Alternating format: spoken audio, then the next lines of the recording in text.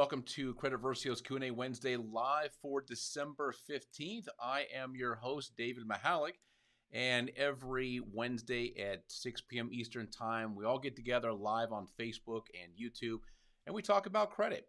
And as a consumer credit expert with nearly a decade of experience, I've conducted over 10,000 one-on-one credit coaching sessions, and I'm very much looking forward to helping you understand and improve your credit.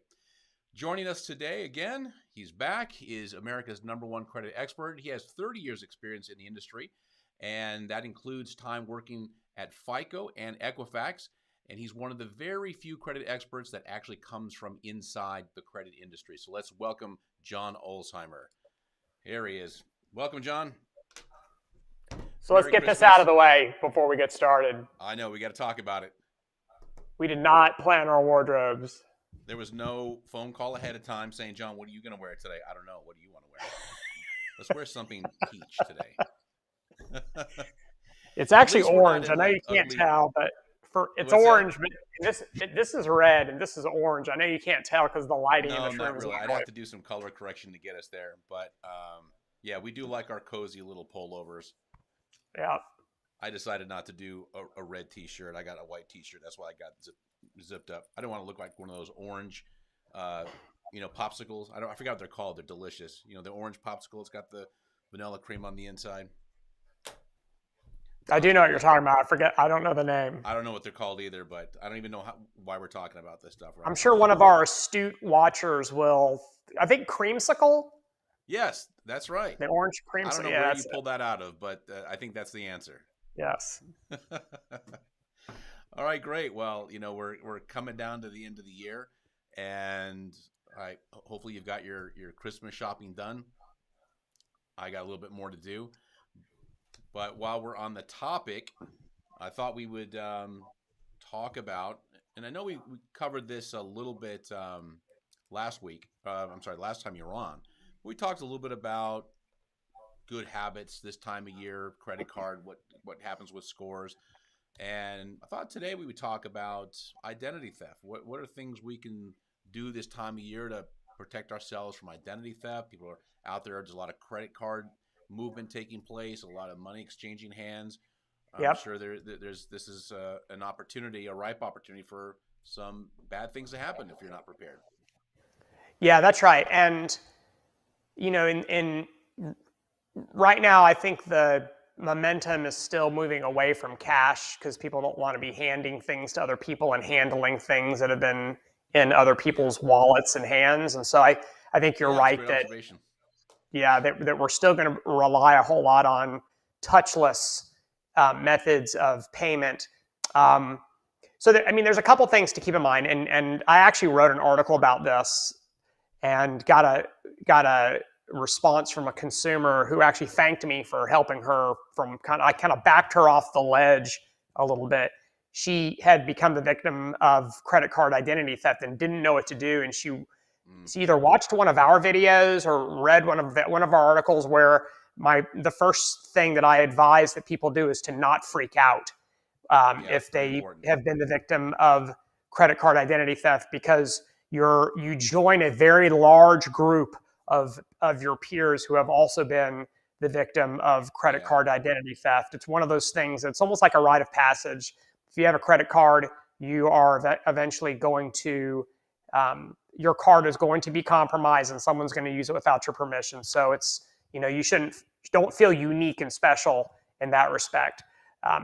Look, the simple thing is do your best to be diligent about protecting the card from exposure to skimming.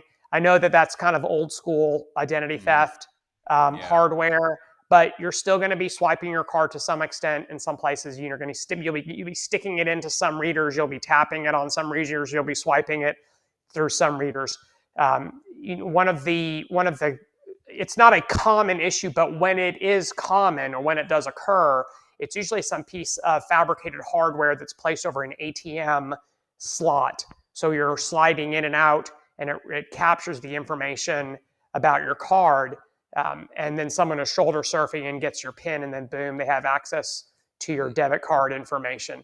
So there's a couple things you can do. Number one is, sign up for, every large credit card issuer does this, is sign up for the immediate text alerts for when your card is used. And I have mine, I have this with all of mine, and it's actually really impressive. Literally, I will swipe my card and get a text message almost before I put Yeah. my card back in my wallet. And um, it, it, it, it has, it hasn't really prevented any identity theft from occurring because thankfully the cards that I use, those particular ones, haven't been compromised. But it's actually kind of funny to see. It actually kind of reminds me just how often I charge things because I'm constantly getting these Right. text messages. Yeah. So, leverage the technology that the credit card issuers provide to their users and sign up for those text alerts. A lot of people are like, I don't even know what you're talking about. Basically, you can sign up, give the credit card issuer your cell phone number, and they will text you every single time your card is used for some sort of a transaction greater than X. So I have Yeah. mine set for any transaction greater than $1. That's So pretty exactly much what I got mine set anything, to. Yeah. yeah. So it's the absolute lowest threshold available. And so every single time my cards are used, I get some sort of a text message, and I also get an email. But the text message I get in real time. Yeah. The other thing to keep in mind is that kind of along the whole "don't freak out" hypothesis is that you really don't have any liability if your credit card is compromised at any time of the year, including the holiday season. So you have the protections under the Fair Credit Billing Act, which caps your liability to $50. And you also have the no fraud policies of all four of the major credit card networks. And so you're really protected across the board from fraud as long as you report it to the Hmm. card issuer. I mean, if you never report it, obviously they don't know that something has happened.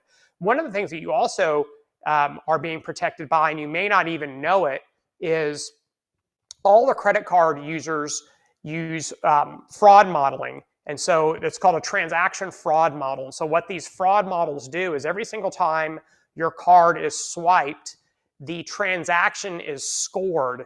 And the score that's assigned to the transaction predicts the likelihood of whether or not that is a valid transaction or possibly a fraudulent transaction. And so if you ever get a phone call from your credit card issuer, kind of an unsolicited phone call asking, "Hey, David, did you just use your card to buy $700 worth of dog food?"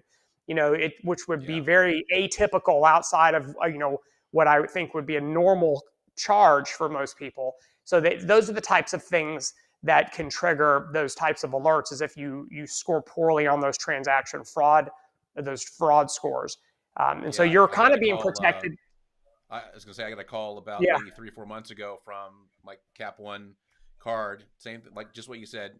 Nothing popped up on my phone, but I got a call saying, "Hey, you wouldn't have done any gambling, any sports gambling in Hong Kong by chance, did you?" I'm like, no, I'm not in Hong Kong. I'm in Las yeah. Vegas. Yeah, there's a lot of the proximity Yeah.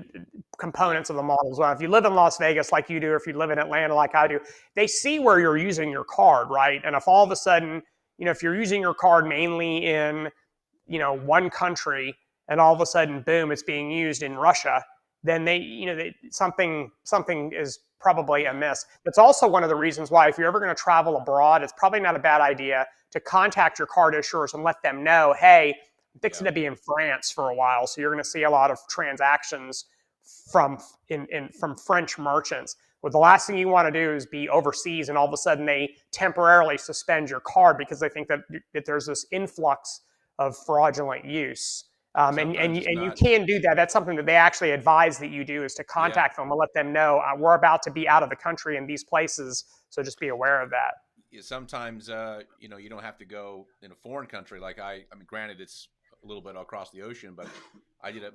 I think my first or second trip to Hawaii. No, it was my first trip to Hawaii in 2007. Same thing happened. I went over there and they're like, "Hey, wait a minute, you're a California guy, and now you're charging stuff in California. Now you're charging stuff in Hawaii. We and they shut it off." Yeah, yeah. And the last thing, I don't do a lot of international traveling, but the last thing you want to do when you're on the road in a different country is not have a method of payment, or not have the Yeah. method of payment that you thought you had. Yeah. Yeah. Yeah. Great time to take a quick break, and Arian's back with us with a question. His question is it possible for consumer to score in the 800s with a single 30-day late, assuming all other actionable metrics are maximized? If yes, how old does the late usually have to be? Always can count on a good question from Arian there. So the answer is yes. If it is a single 30-day delinquency that is old, in other words, it's called a historical 30-day delinquency, and you don't have anything else that's negative on the credit report, and you're maxing out every other metric in the score, then you're definitely going to be able to score above 800. Generally speaking, as those delinquencies get older and older, and by the way, if a 30-day delinquency is what's called a minor derog. In FICO and VantageScore scoring systems, there's major derogs and minor derogs. And then there's non-bads, which are not derogs at all, which are, most people call them good, but statisticians call them non-bads.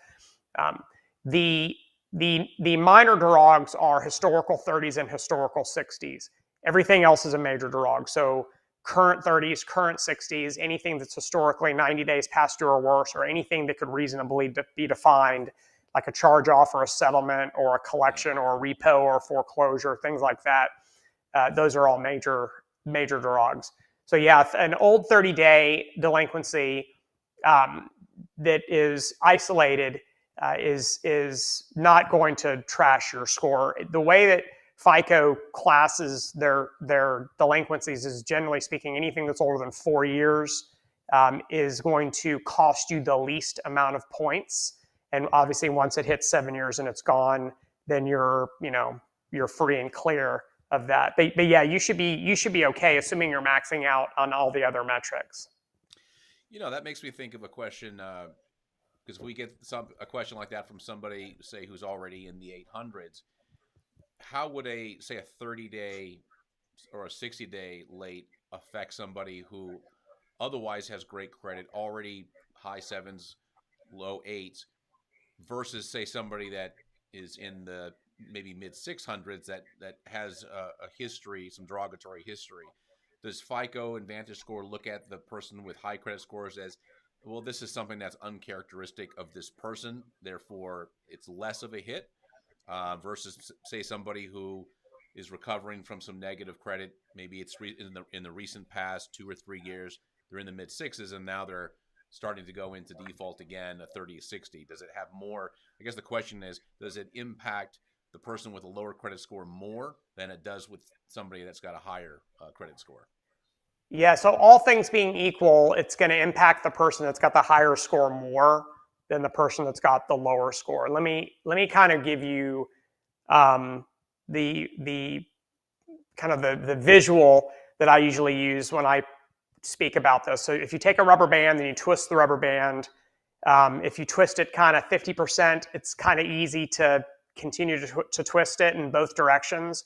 But now if you keep twisting it to almost 100%, it's impossible to twist it even one more little bit, but a whole lot easier to untwist it and unravel it.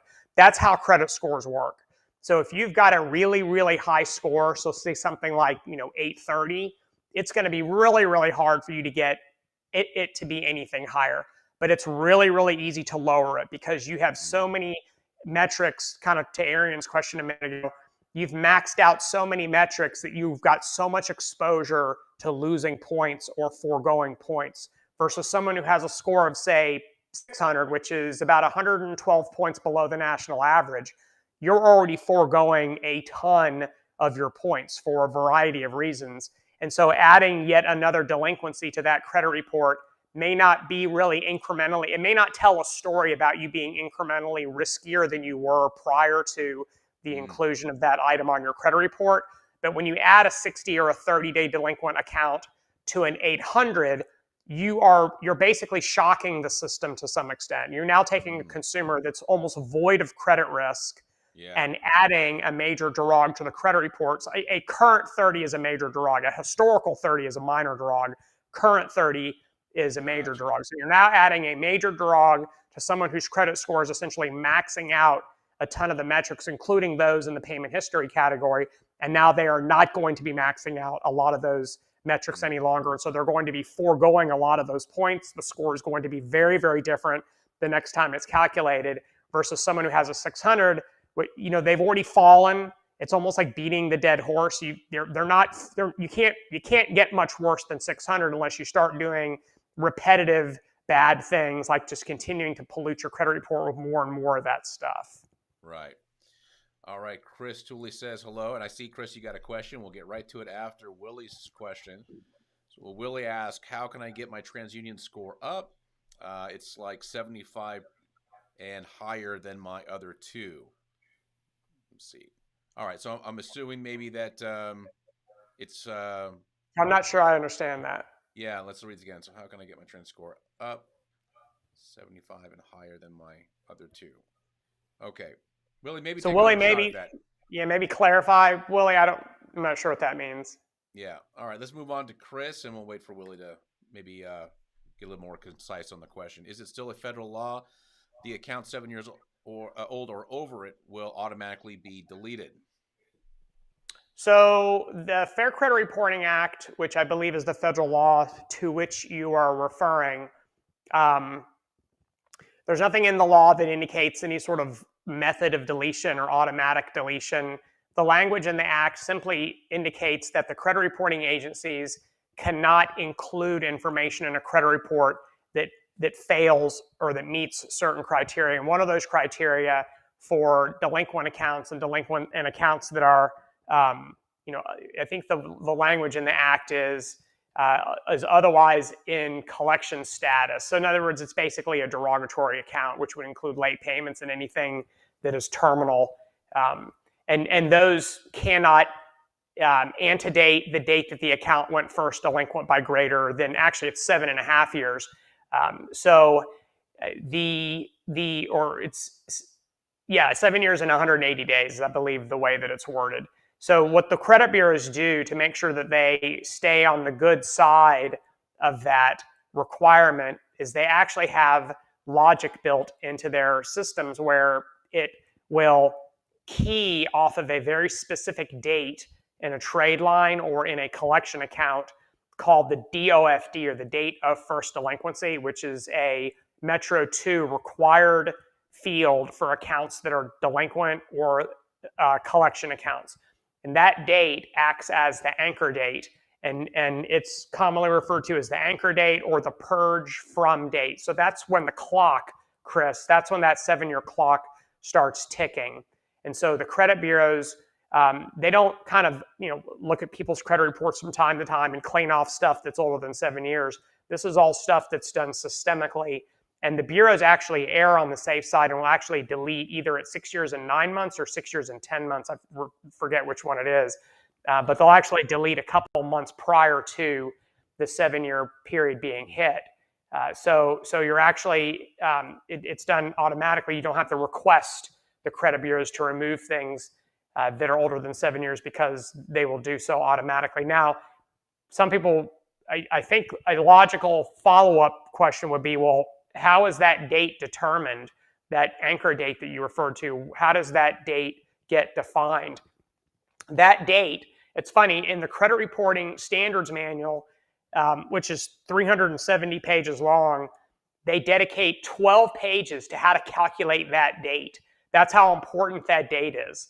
So, and there's tons of examples, under this scenario, this would be this date. Under that scenario, it would be this date. So they give a ton of examples that creditors can use so that they know how to calculate that date of first delinquency. But kind of an easy way to think about it is that it's the date that the first 30-day delinquency occurred that crescendoed into the default, meaning it went delinquent and never ever cured again and went into default. And if that occurred, then that first 30-day delinquency is the date that's used as the DOFD, or the date of first delinquency. If you go delinquent on an account and you pay it off the next month and you've cured it, then there is no date of first delinquency. The account is in good standing. It only applies when your account goes into default, and then there's a requirement to remove it prior to 7 years. Collections, the same way. Collections have a date of first delinquency, but it's not based on the date that the collection agency takes in the assignment from the original creditor. That usually occurs, months or even years after the account goes into default. So the date of first delinquency has to be the date that it first went delinquent with the original creditor that immediately led to the default and then the subsequent assignment to the third party debt collector. Yeah. Clear as mud, right? Yeah. Well, and I remember, I think it was maybe the second or third summit that you gave along with Chad. That was one of the things that you dropped in there that I'd never heard before. This was who knows how many years ago.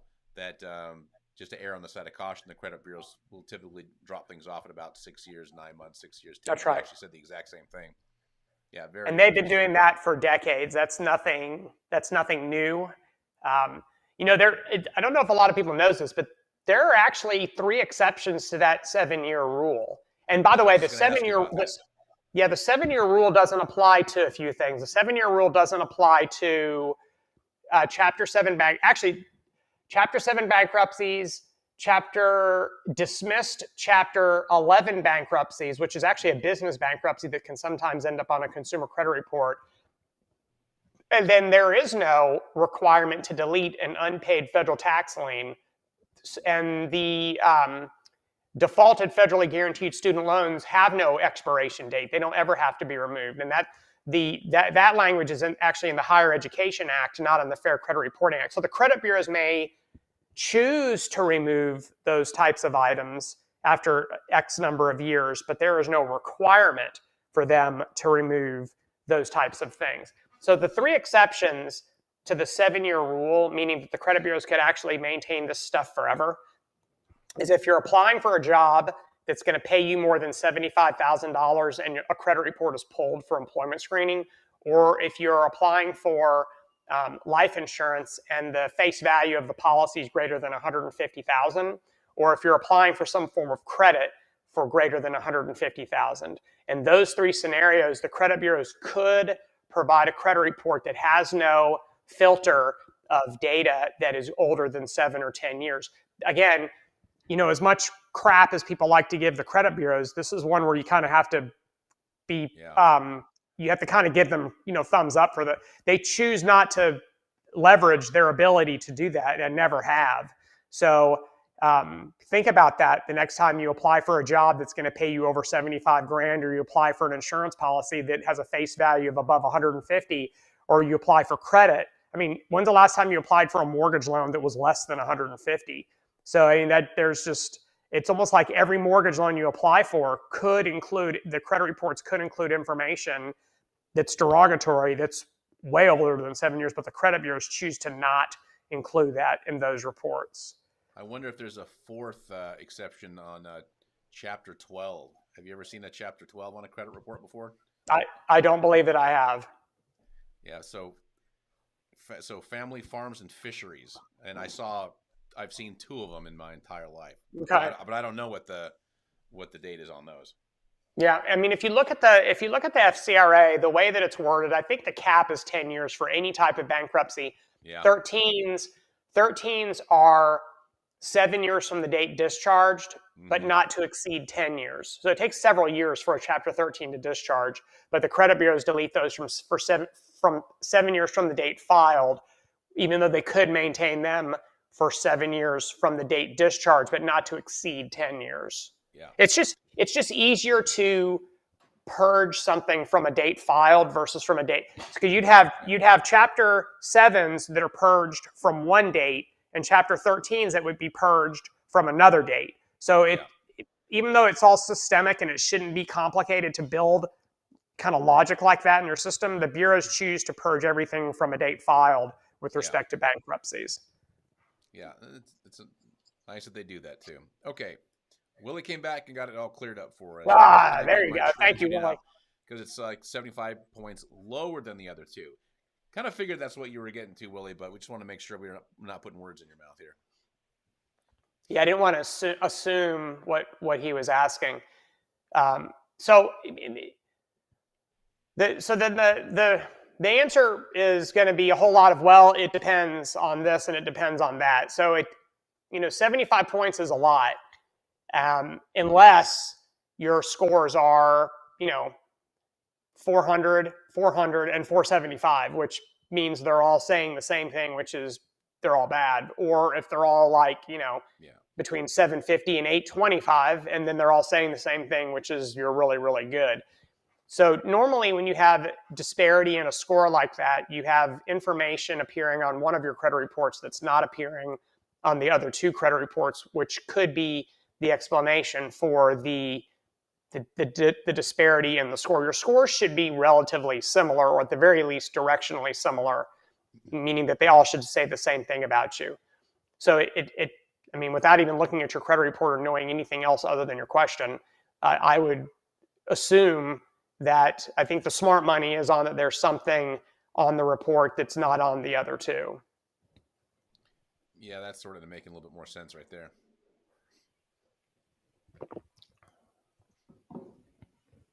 And so, I mean, obviously, if you're 620 and 600 and your other score is, 525, that would be 75 points below 600.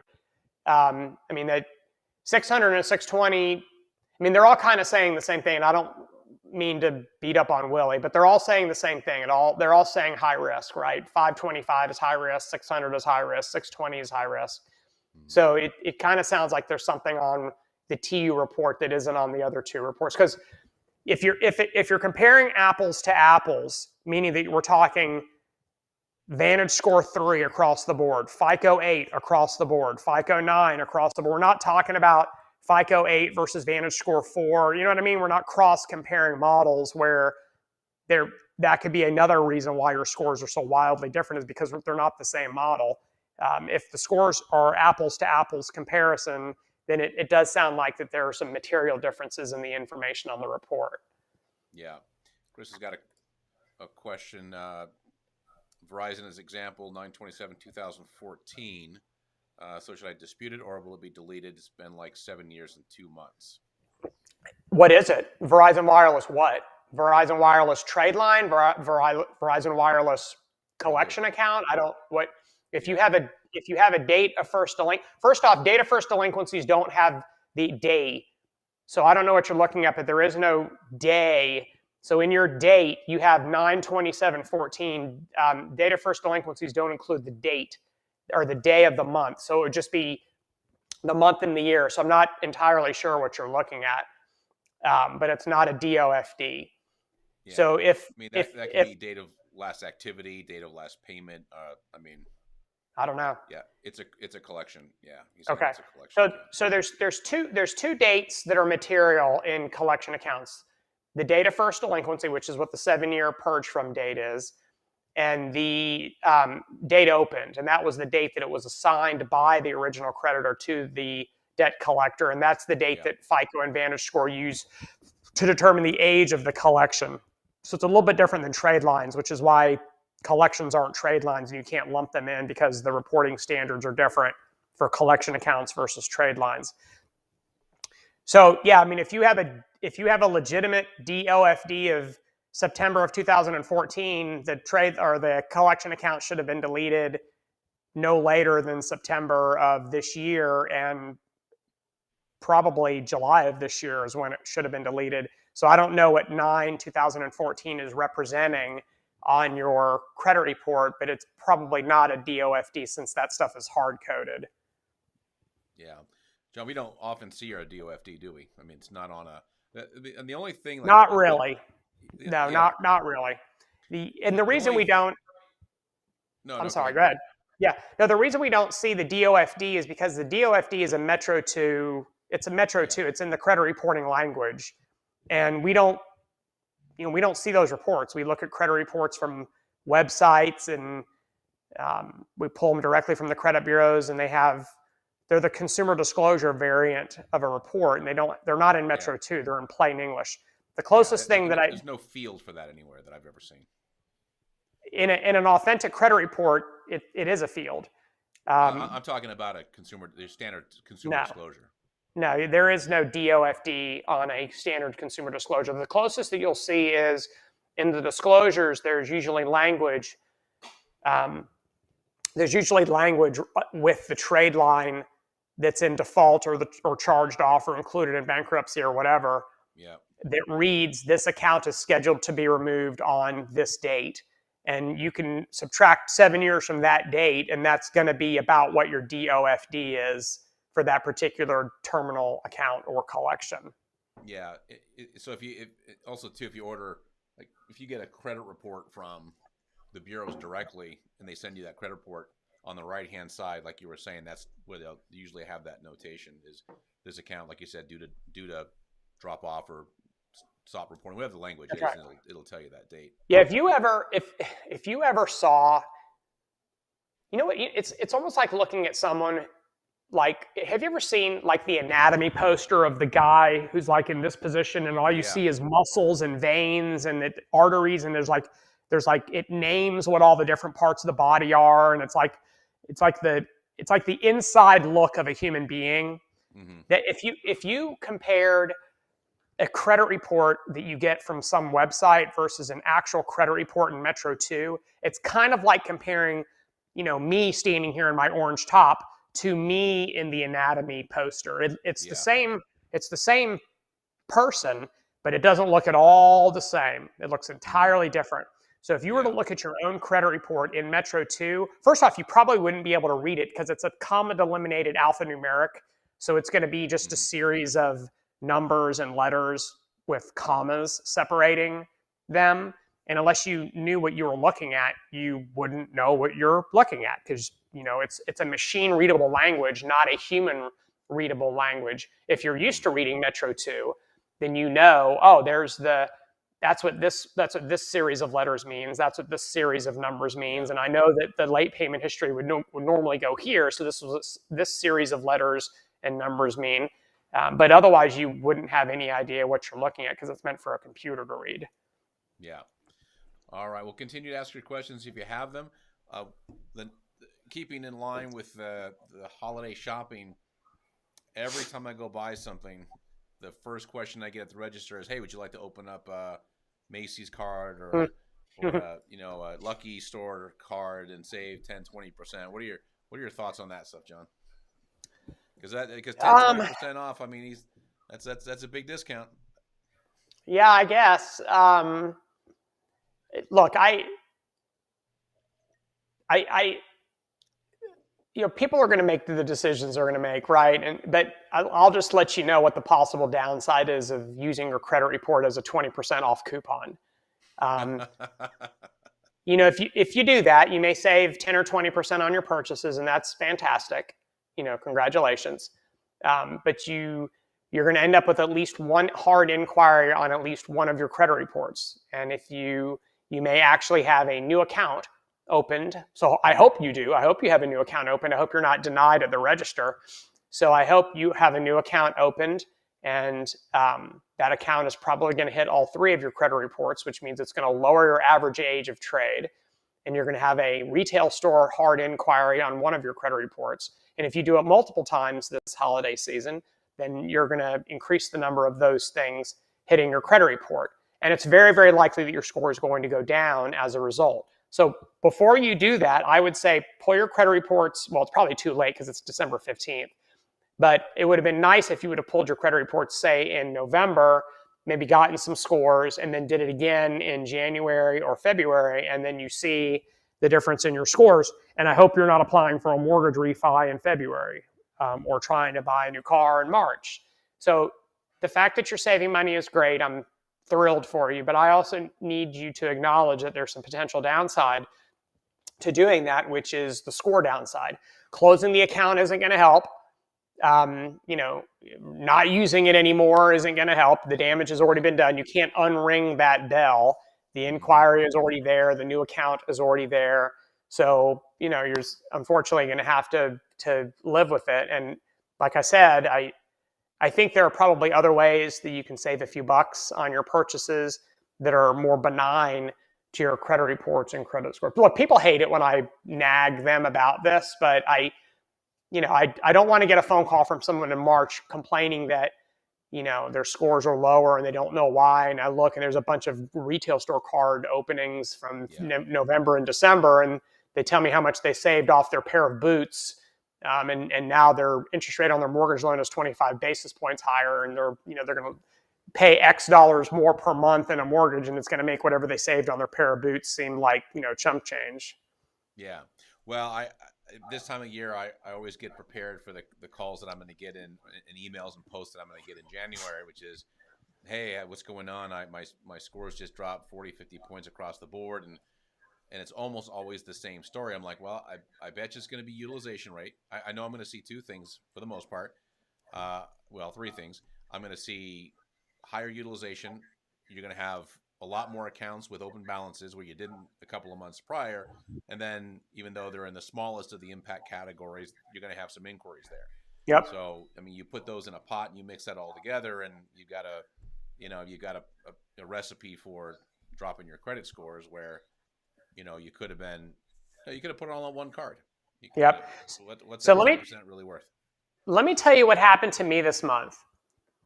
And hold on, this may actually be it right here.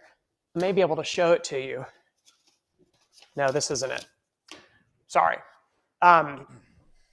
So I got a letter from Discover. So I have a Discover card that I went all patriotic after 9/11, and Discover was one of the few credit cards that would let you put a design on a credit card. So I opened a Discover credit card that had an American flag. You can see kind of I'm all about the American flag.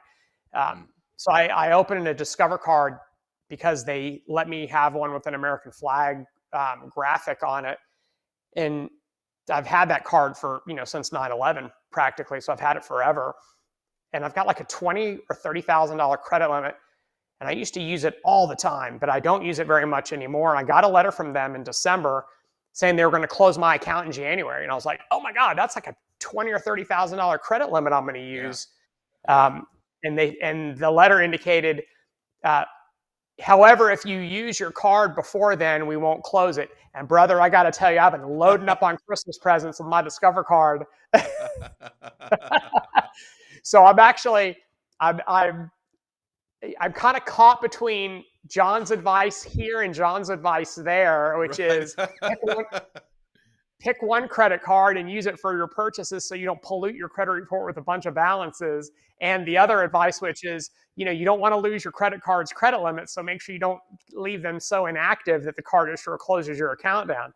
So I think I'm going to take one for the team a little bit, and I'm having to load up my credit report with a new balance on a Discover card because I don't want to lose that really big credit limit. So it's like everything I've bought on Amazon Prime this month, I've been like Discover card, Discover card, Discover card. So they're probably like, yeah, the letter worked with this guy.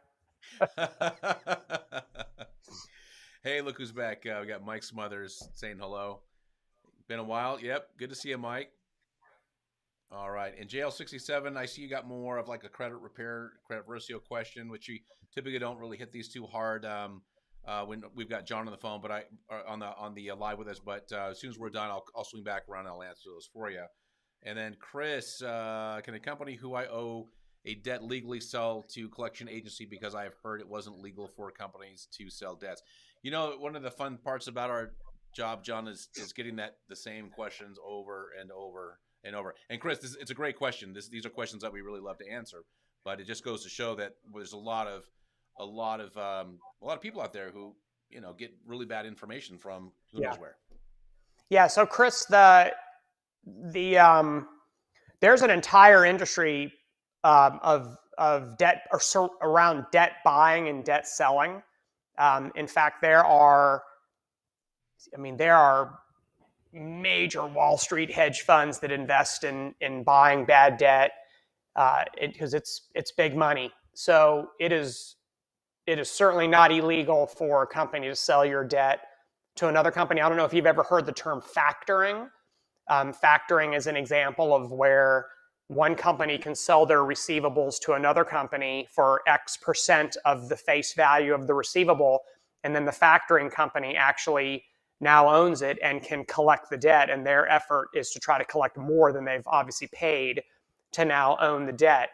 So debt buying is certainly not illegal. It's big time money. It's very, very sophisticated. Companies like PRA, Midland Funding, Unifund, there's a ton of companies out there that are debt buyers primarily, and then they have relationships with debt collectors, and they will assign those debts to the debt collectors, or they have relationships with a network of collection attorneys, and they will assign those debts to the collection attorneys once they've purchased them. And then those collectors or collection attorneys will obviously go out and try to collect those debts on behalf of the debt buyer. The debt buyer, when they buy a debt, they become the new creditor. So even though you may have had an account with XYZ company, once the debt buyer buys it, you no longer have an account with XYZ company. You had one, but you don't have one any longer. Now you have an account with the debt buyer because they now become your new creditor, even though you've never heard of them and you never applied for anything with them. And you can buy, and the debt's bundled, meaning that no one goes out and buys, one defaulted credit card account or one defaulted apartment lease. They buy this stuff in bulk or in bundles. And they buy it for a pretty low amount on the dollar, 5 cents, 10 cents on the dollar, maybe even less than that, and then turn around and try to collect 100% of the face value of the debt. And if they can settle it with you for 40 or 50%, you can see that they've made, 200 or 300% margin. So it's big money. And so, yeah, it's definitely legal to buy and sell debt. There's even a category in, I mentioned earlier, Chris, the 300 some odd page credit reporting industry standards manual. There is, when we were talking about the data first delinquency, there's actually an entire section in that manual regarding how debt buyers can report information to the credit reporting agencies. So yes, sir, it certainly is legal, and it's big money. Yeah. Jail 67.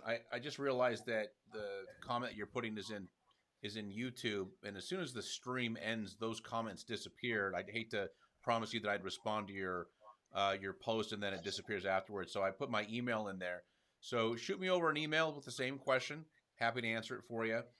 If you're on Facebook, this is the difference between Facebook and YouTube. If you post questions on our Facebook channel, they stay, and I can swing back around and answer those. But unfortunately, not so much with YouTube. Okay, let's see. Another question from Arian: is there an inquiry saturation point, meaning any more inquiries will not impact the score anymore? Yeah. So what you're referring to is, is there a point where if you have X number of inquiries that you've already sacrificed the entire amount of points for that particular category, and it doesn't really matter if you do it again? So there certainly is, meaning that it's not, you can't have a score of you can't have a negative credit score because you've got 1,000 inquiries. So yes, there's only in FICO systems, the inquiry category is worth 10% of the points in your score. In Vantage Score doesn't have the same type of pie chart breakdown that FICO does, but they do kind of give it kind of a textural value, and it's they call it a less impactful or less influential to your score. So yes, there is a cap on that. Neither company publishes it. On FICO's website, on the estimator on their website, once you have 6 inquiries or more, you can't lose any more points in that particular category. I'm not saying that that's how their scores actually consider inquiries, but the other thing to consider on this issue is and it's a really good question, is inquiries are considered up until they become 12 months old. So this issue of saturation would only be applicable if all of the inquiries occurred on the same date. So if all of a sudden, boom, you had 10 hard inquiries hit your credit report today, then you know that you're getting no points in the inquiry category for the next 12 months. And if you loaded up your credit report in 6 months with 10 more inquiries, then you've added 6 months now to your penalty. So the saturation point is relative really to the date of the oldest inquiry. So it's an interesting question. You could actually kind of chart it and assign a vintage to every single hard inquiry. And the other thing that you have to consider, which is something it's more difficult to do for a layperson is not all inquiries are counted the same way. Mortgage inquiries, auto inquiries, and student loan inquiries are treated very differently than, for example, credit card inquiries, retail store card, general use card, and petroleum card inquiries. So, if you have 5 of a certain type of inquiry, they may only be treated as one. And for this issue of saturation, where in another scenario, you may have 5 inquiries where they're actually treated like 5.